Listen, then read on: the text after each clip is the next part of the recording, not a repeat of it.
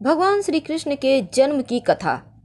त्रेता युग के अंत और द्वापर युग के प्रारंभ काल में पापी कंस उत्पन्न हुआ। द्वापर युग में भोजवंशी राजा उग्रसेन मथुरा में राज करते थे।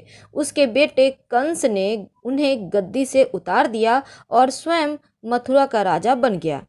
कंस की बहन देवकी का विवाह वसुदेव नामक यदुवंशी सरदार से हुआ था। एक बार कंस अपनी बहन देवकी को उसके ससुराल पहुंचाने जा रहा था। तभी रास्ते में अचानक आकाशवाणी हुई, हे कंस, जिस देवकी को तू प्रेम से ले जा रहा है उसी में तेरा काल बसता है। इसी की गर्भ से उत्पन्न 8वां बालक तेरा वध करेगा। आकाशवाणी सुनकर कंस अपने बहनोई वसुदेव को जान से मारने के लिए तैयार हो गया।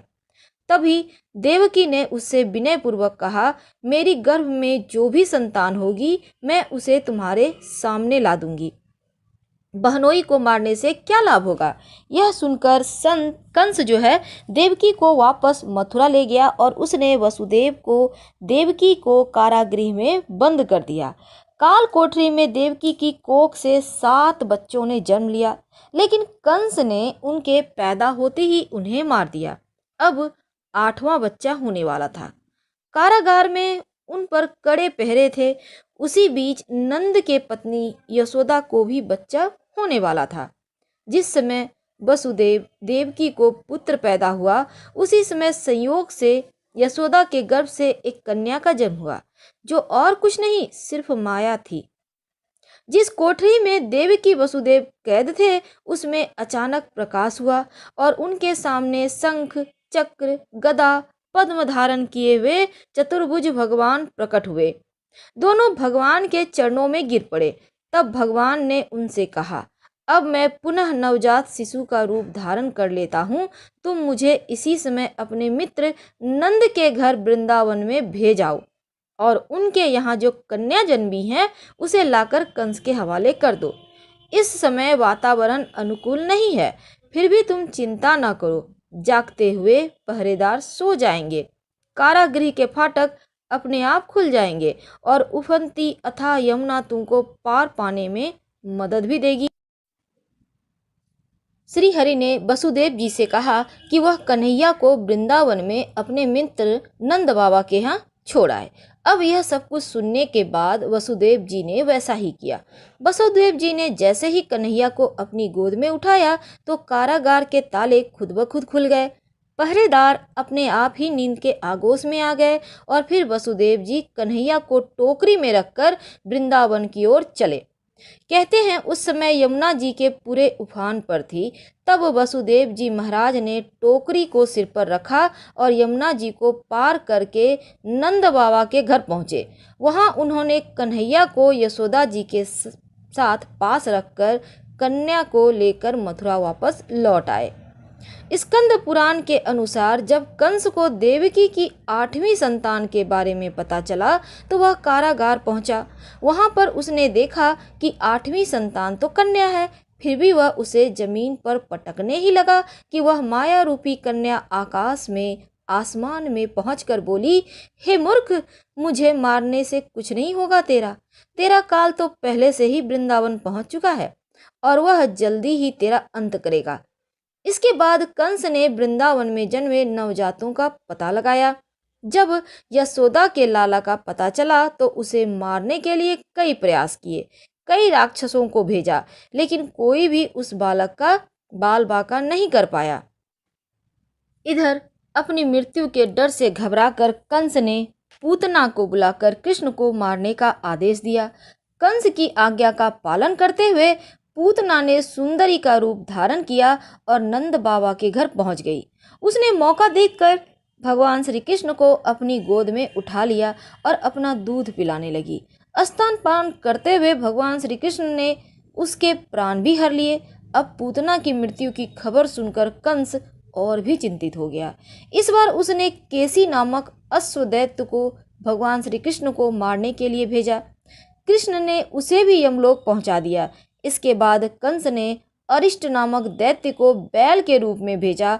भगवान कृष्ण ने अपने बाल रूप में क्रीड़ा कर रहे थे और खेलते खेलते ही उन्होंने उस दैत्य रूपी बैल के सींगों को क्षण भर में तोड़कर उसे मार डाला।